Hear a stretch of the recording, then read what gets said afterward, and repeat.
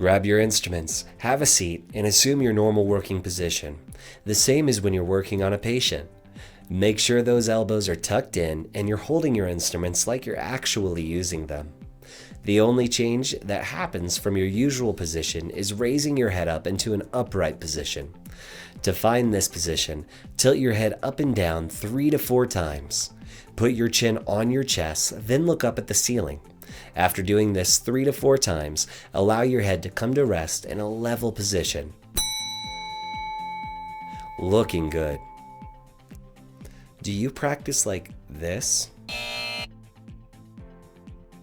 Is your patient's head going to be inside of your body? I'm tired just looking at this. Does this look ergonomic to you? We're aiming for neutral and relaxed. Take a deep breath. Relax your shoulders, and if you're having trouble finding that relaxed position, try looking at a light swish across the room.